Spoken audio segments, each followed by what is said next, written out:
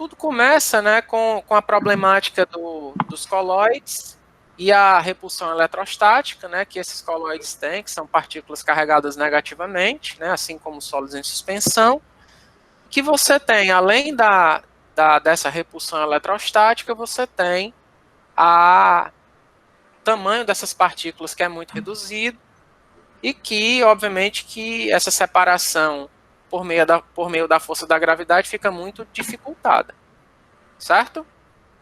E aí, para esses casos, né, você tem a utilização de coagulantes, que são produtos químicos utilizados para diminuir essa repulsão eletrostática existente e facilitar a agregação de partículas, tornando partículas pequenas maiores, que vão ser separadas em unidade posterior ou de decantação ou de flotação.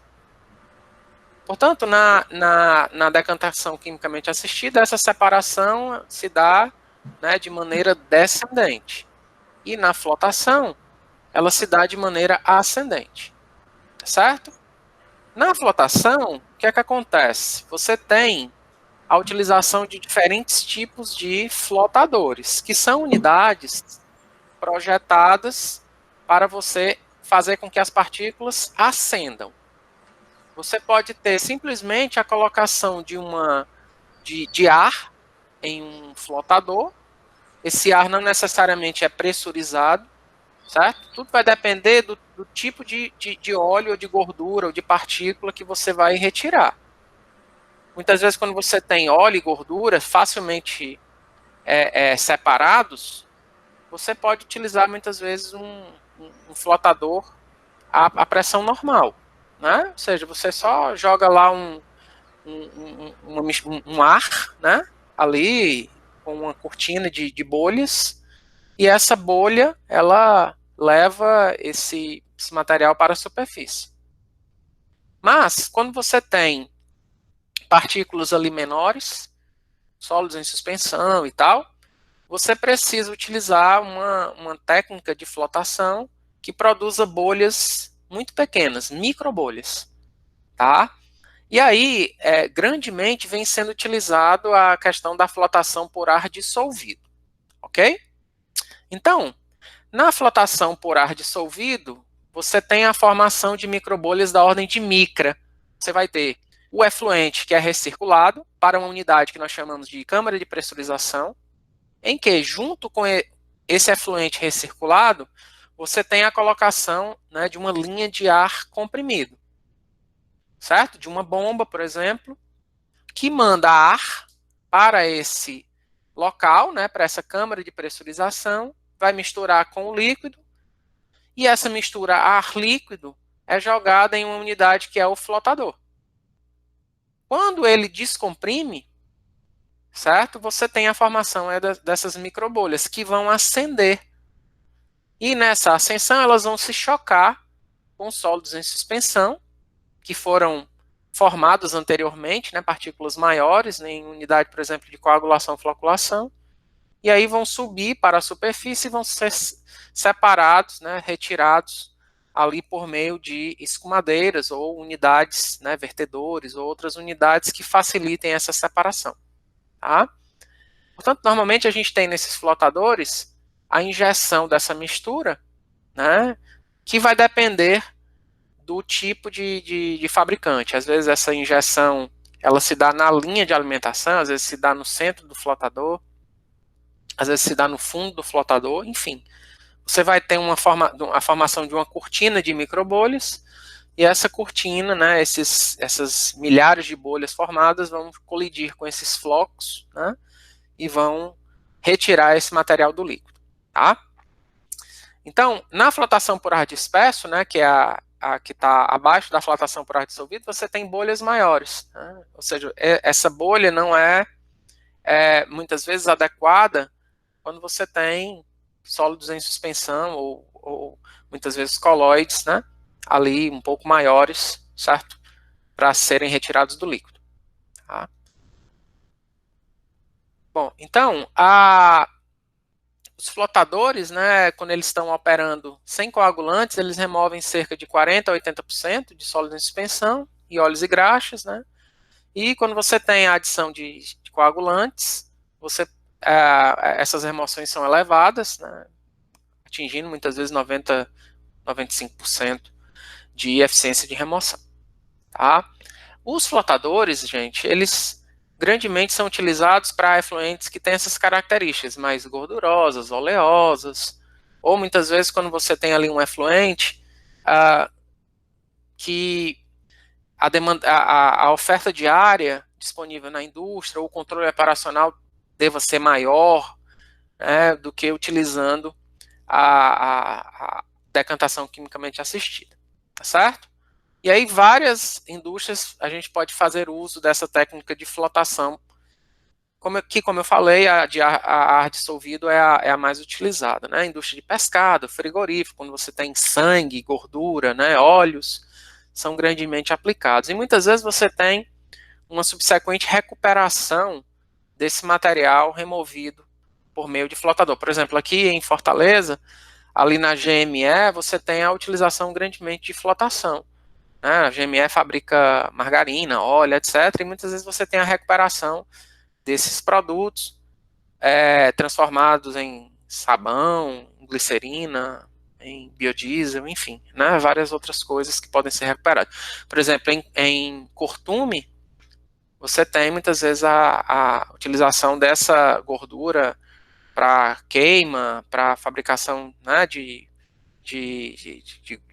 biodiesel, enfim, né, várias formas de reaproveitamento, tá?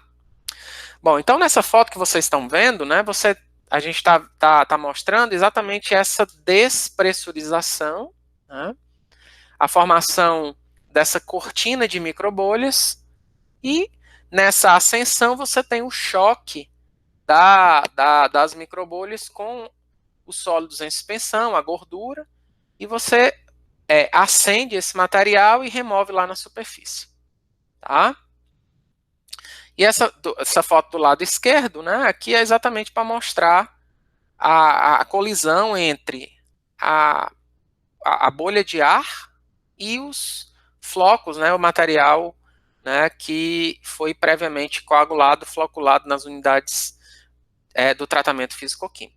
Só recapitulando, né, inicialmente a gente tem o processo de desestabilização de partículas, utilizando normalmente um sal à base de alumínio ou de ferro, né, são cátions trivalentes, que vão trabalhar grandemente na neutralização de cargas dos colóides, que são carregados, como eu falei, negativamente.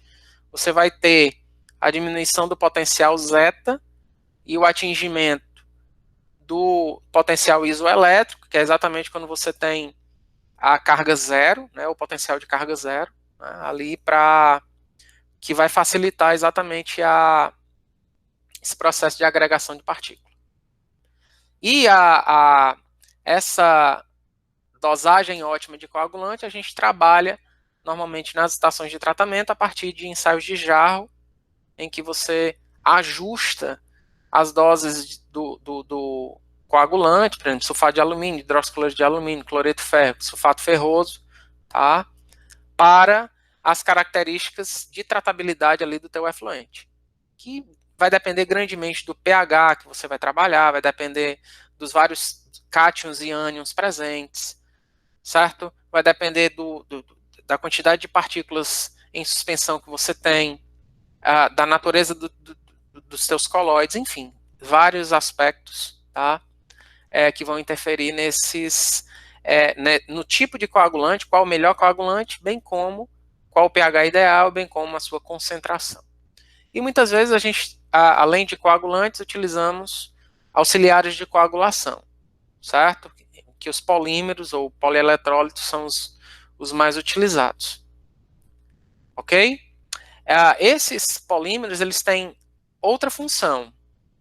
Os polímeros, eles vão ajudar na estrutura do floco, formando partículas, né, mais, digamos assim, mais estáveis, mais resistentes, sob o ponto de vista de resistência à tensão ao cisalhamento. Exatamente pela formação de pontes de hidrogênio, né, que você tem entre o teu polímero, teu polieletrólito, e os teus coagulantes e colóides, tá? Aí você forma ali pontes de hidrogênio que vão ajudar exatamente na manutenção ou na formação, né, de um floco de elevada resistência que não vai se pulverizar no momento em que vai se chocar com essas microbolhas e, consequentemente, vai decantar eventualmente, ou vai ser encaminhado junto com o efluente e, obviamente, vai diminuir a eficiência do tratamento, tá certo? Portanto, esses ajustes na estação de tratamento a gente faz a partir de ensaios de jarro e você replica esses valores ótimos ali na tua unidade principal, ou de decantação quimicamente assistida, ou de flotação quimicamente assistida. Tá? Ok. Portanto, um flotador, gente, ele é constituído, né, de várias unidades. Né? A câmara de flotação, propriamente dita, o teu tanque de saturação de ar, né, ou câmara de pressurização, em que vai ser constituído de uma mistura de parte do efluente, que é recirculado, e o ar, que é colocado aqui na câmara de pressurização por meio de um compressor de ar, ou de uma bomba, né? Muitas vezes, tá? Que tem essa função também de compressão, tá? Bom, daqui você tem essa mistura e você tem a injeção no teu flotador. Formação da cortina de microbolhas, a ascensão dessas microbolhas, o choque com os sólidos em suspensão e a retirada, né, aqui do teu material flotado, do teu lodo flotado, que vai para a unidade de gerenciamento de lodo, certo? Normalmente para desidratar e depois encaminhar esse material para uma unidade, né, de aterro classe 1 ou de aterro sanitário, tá? E aí, o que a gente tem, no final das contas, é uma unidade compacta que você vai ajustando não só as dosagens de coagulante, floculante propriamente dito, mas também você vai ajustando essa tua mistura ar líquido, tá? Exatamente para garantir uma eficiência operacional e também uma diminuição do custo, né, do tratamento. Tá? Porque, obviamente, quanto maior a potência, quanto maior a quantidade de ar, você vai tornar o teu tratamento mais caro. Tá? Recircular, quanto maior a quantidade de efluente recirculado, né, maior a potência da bomba, enfim. Né, você vai fazer esses ajustes operacionais. Os flotadores, eles podem ter vários tipos de formato, né? Formatos mais retangulares ou formatos circulares. De todo modo, todos os elementos se mantêm. Injeção da mistura ar líquido, retirada do lodo flotado, certo? O que vai variar vai ser exatamente conforme o tipo de fornecedor do teu flotador. Não só da injeção, como eu falei, como também da retirada do lodo. Tá? Por exemplo, nessa unidadezinha à esquerda, você tem ali a injeção, né? Você tem uma cortina aqui, o lodo flotado com escumadeira, né? Você retira, e você tem aqui uma parede, que exatamente essa parede é para garantir uma baixa turbidez, né? Um sobrenadante, um efluente clarificado na saída. Por quê? Porque se o material vai para a superfície, né, e o esgoto está saindo daqui, em teoria, menos sólidos em suspensão você tem aqui nessa corrente, que está indo pelo fundo. É diferente do decantador, que a maior parte do sólido se encontra no fundo. Tá? E que, portanto, a gente coloca uma espécie de anteparo na superfície, né, que é o meu anel defletor externo, que normalmente a gente trabalha exatamente para evitar que os sólidos em suspensão ou a gordura saia como efluente. Tá? Nessa parte da direita, você está vendo que isso aqui fica girando, e essas escumadeiras removem esse material e encaminham para unidades fixas posicionadas aqui no teu flotador. Tá? Mas fotos mostrando, né, aqui um motorredutor que vai fazer com que esse braço fique girando. Tá? Isso aqui é uma vista, olha, do material flotado, ó, e as aplicações para essas diferentes indústrias.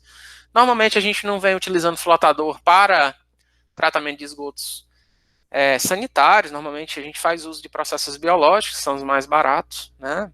Quer de natureza aeróbia, quer de sistemas naturais, como lagoa de estabilização, disposição controlada no solo, quer utilizando processos mais convencionais, como de lodo ativado, reatores UASB, filtros velozes percoladores, etc. Tá? Bom, em relação a alguns parâmetros de projeto, né, os flotadores normalmente são projetados para TDHs da ordem de 10 a 30 minutos. Né? Portanto, vocês podem perceber o quanto eles são compactos, certo? Imagina, um reator UASB, por exemplo, ele é projetado muitas vezes para 8 horas. E lembrando, né, que tempo de detenção hidráulica é uma relação entre volume e vazão. Portanto, o volume do reator vai ser o produto do tempo de detenção hidráulica adotado pela vazão. Portanto, quanto menor é o tempo de detenção hidráulica, menor é o volume, consequentemente, menor é o custo de implantação, né, o CAPEX, né, o custo de capital ali da tua unidade de tratamento. Tá? Lodo ativado também são projetados para da ordem de 6 a 8 horas, por exemplo, como a gente vai ver.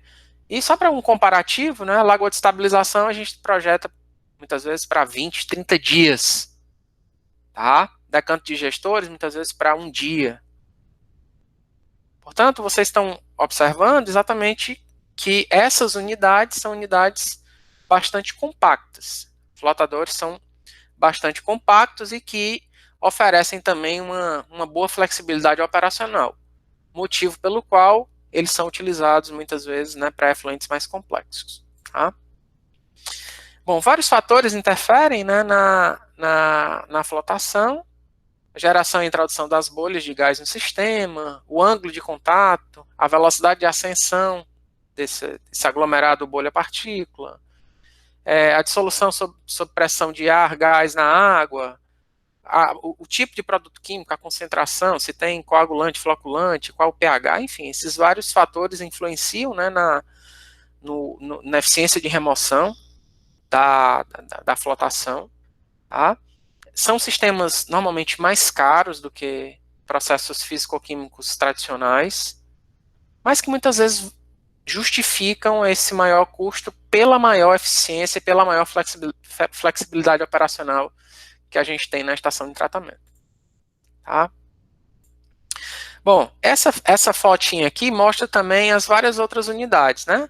Câmara de pressurização, um quadrozinho de comando que você tem aqui, com controle, por exemplo, do ar comprimido, né, do compressor de ar, controle da tua bomba de recirculação e também controle das várias unidades aqui que antecedem o flotador propriamente dito, né, a câmara de flotação, certo? Por exemplo, nesse quadro de comando pode-se controlar o liga e desliga do misturador aqui hidráulico, ou muitas vezes do misturador mecânico, né, colocado, tá?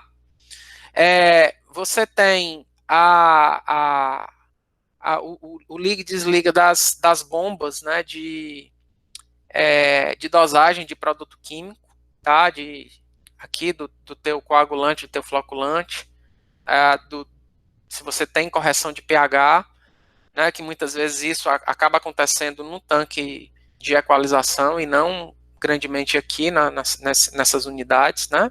Algumas vezes sim, mas na maior parte das vezes você tem o controle do pH num tanque de equalização, tá?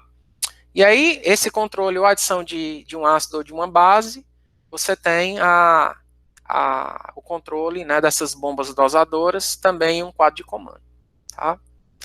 Bom, como a gente viu, né, a câmara de mistura rápida, normalmente o gradiente de velocidade é muito maior, né, da ordem de 1000 a 1500 segundo a menos 1, tempo de detenção hidráulica da ordem de alguns segundos, né, não mais de que 1,5 minutos, muitas vezes.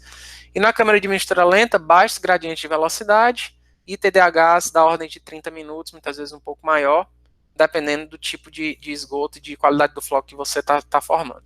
Tá?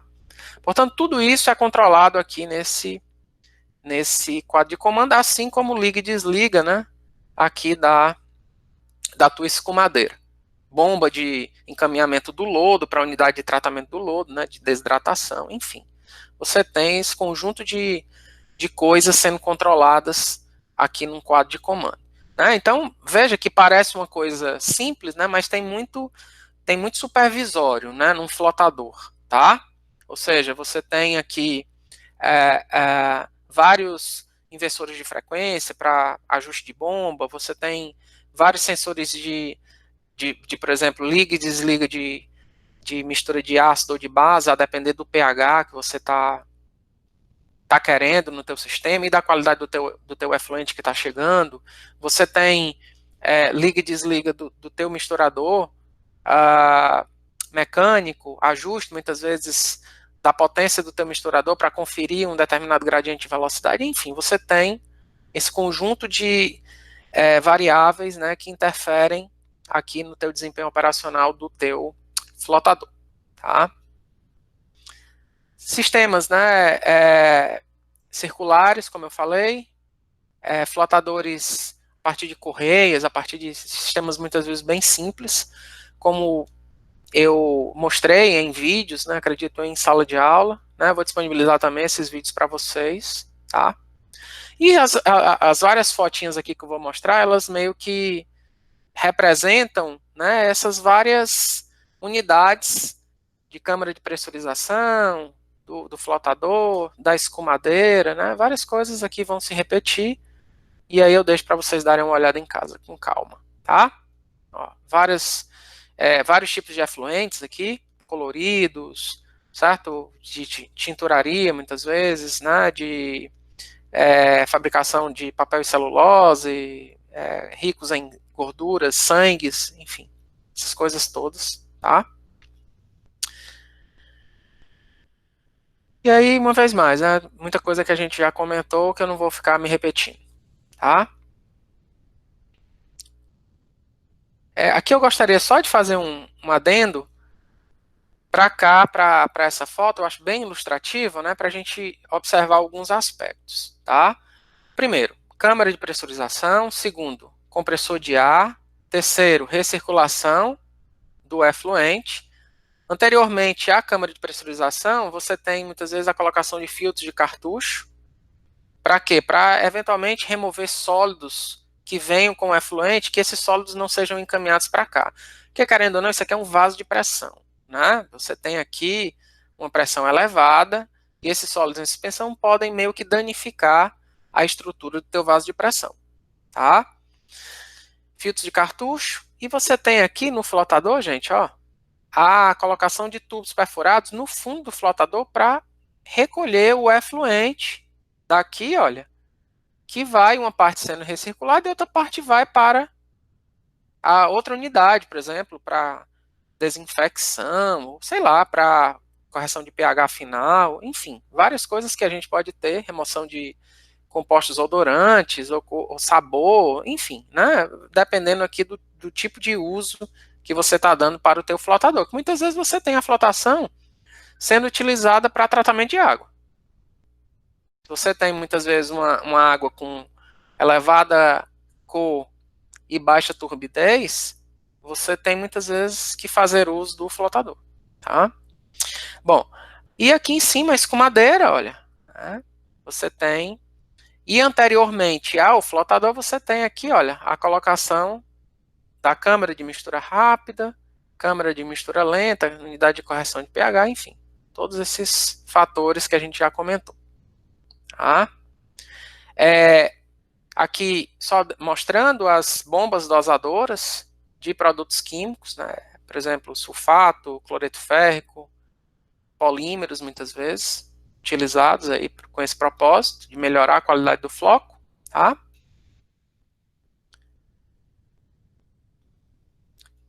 Aqui é apenas para mostrar que vocês podem dar uma olhada, simplesmente os aspectos de engenharia, muitas vezes utilizados aí no flotador. A questão da raspagem aqui né, eventualmente de sólidos que acabem se sedimentando, tá? E aqui São aquelas unidades, gente, que são fixas, né? Que você gira, vai girando na parte superior, né? Isso aqui vai girando, ó. Isso aqui está sendo colocado, são fixos, que o material flotado é colocado aqui em cima, certo? A partir dessas escumadeiras, e daqui você tem a retirada desse material, ó, a partir de tubos, de tubulações, que vão para, tá vendo, ó, saída de lodo, e desse poço de lodo, a partir de uma bomba de cavidade progressiva, muitas vezes a gente tem o envio desse material para a unidade de desidratação, que obviamente vai depender da produção de lodo aqui na tua unidade, certo? Grandemente, quando você tem um flotador como esse, você tem a colocação de um método mecanizado, por exemplo, uma centrífuga, uma prensa desaguadora, um filtro prensa, certo? Que vai depender, obviamente, de vários aspectos para a questão da inclusão desse método de desidratação de lodo, tá? Qualidade da torta, aspectos energéticos, custos de operação, enfim, esses vários aspectos que interferem no tipo de unidade de desidratação a ser utilizada, tá? Beleza.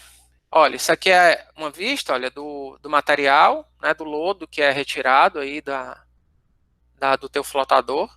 E daqui você tem o encaminhamento para a unidade de desidratação, como eu falei. Tá? Isso aqui é apenas para mostrar, olha, o esgoto afluente, olha, ele vem pelo centro do flotador, ó, faz a cortina, ó. Isso aqui fica girando, ó, né? Fica girando. E você tem aqui a saída do líquido, ó, do efluente, clarificado, ó, né? E você tem a colocação aqui, olha, né, da tua mistura ar líquido na linha aqui de alimentação, tá? E aqui você tem a colocação dos dispositivos de retirada do lodo. Gira, vem para cá, né? E daqui você tem o lodo sendo encaminhado para uma unidade de desidratação. Isso aqui é apenas para mostrar para vocês, né, um sisteminha que eu visitei há algum tempo atrás, né, um sisteminha que foi colocado no indústria da Halliburton, que é lá em Macaé, no Rio de Janeiro. Halliburton, ela trabalha com manutenção de perfuratrizes da indústria do petróleo, né, que cavam os poços, né, os reservatórios. E aí eles muitas vezes precisam de manutenção, e aí precisa lavar essas perfuratrizes, vem muito óleo, né, absorvido, né, aderido, né, ao equipamento, e também, né, tem o efluente das demais unidades da fábrica, e tudo é tratado em um sistema combinado biológico e por flotação, tá? Aí você tem, gente, aqui essa empresa, a Envirochemia, é uma empresa alemã. Ela fabricou esse container na Alemanha, mandou, né, por navio e foi desembaraçado no Rio de Janeiro e chegou aqui na unidade em Macaé, tá? E aí foi acoplado um pós-tratamento por flotação, e você tem também um processo biológico. Então é muito interessante aqui esse sisteminha, né? São 2 flotadores que são colocados, e eu vou mostrar em detalhes aqui o funcionamento de cada uma dessas unidades. Isso aqui é no tanque de aeração, certo? Onde você tem aqui um sensor de nível aqui, ó, colocado, tá? E você tem também um sensor de oxigênio dissolvido instalado, tá? Que exatamente vai ajustar o teu compressor de ar, ou muitas vezes o teu sistema de aeração superficial, Então, a gente mantém muitas vezes os níveis de oxigênio em determinados limites. Por exemplo, quando chega a 3 miligramas por litro, para. Quando chega a 1,5, começa o sistema de injeção de ar, né? Consequentemente, que tem ali 21% de oxigênio, né? E esse ar vai ser transferido ali para o líquido e vai ser assimilado pelos micro-organismos aeróbios presentes ali no tanque de aeração, né? Então, você tem esse controle a partir desse sensor de oxigênio dissolvido instalado muitas vezes, tá? Da mistura, né, entre efluente e micro-organismos, daqui você tem um processo de separação que tradicionalmente vem sendo feito em sistema de lodo ativado pelo uso de decantadores secundários. Mas nesse caso aqui, se optou por fazer essa separação a partir de um flotador. Tá? Então essa mistura era separada em um flotador também, que pode ser utilizado com esse propósito. Então, por exemplo, quando a gente tem um decantador, normalmente o máximo que a gente consegue de sólidos em suspensão, ali no licor misto, é da ordem de 4 kg por metro cúbico, né, ou 4.000 mg por litro. Com o flotador, esse número pode chegar muitas vezes a 7, até mesmo 8 kg de sólidos em suspensão por metro cúbico, tá? De volume de reator. Tá? É muito maior exatamente por essa capacidade de separação, né, e de retorno dessa mistura concentrada, tá? Para o tanque de aeração. Isso aqui é apenas para vocês verem a qualidade do efluente tratado, certo? Como é realmente muito elevado. Portanto, aqui eu tenho sisteminhas, né, de separação. Essa bomba é uma espécie de bomba e também que permite a pressurização de ar, né? Assim, você tem aqui ela funciona como a injeção de ar e de pressurização. Então, e joga essa mistura no flotador, tá? E você tem aqui unidades de controle de vazão, são rotâmetros colocados, tá? Sensores e bombas dosadoras aqui, ó, de coagulante, de floculante. Isso aqui é o teu lodo flotado, ó. Nesse caso aqui, você tem que a flotação é retirada do líquido a partir dessa espécie de vertedor aqui, ó. Aí o flotado cai aqui nesse espécie de escorregador aqui, ó, e vai para a tua unidade de separação sólido-líquido. Daí o líquido cai, tá? Retorna lá para o início do tratamento e o lodo é retirado daqui a partir dessa espécie de geopolímero, tá?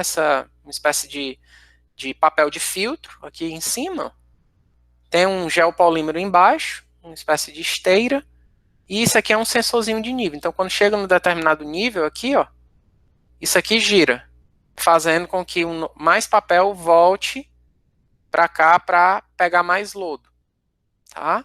Então, é uma forma que está chegando aqui, ó. Não sei se vocês conseguem ver. Tá aqui, ó. Tá? Portanto, é um sisteminha muito legal, né, de controle também, que foi instalado aí nessa indústria.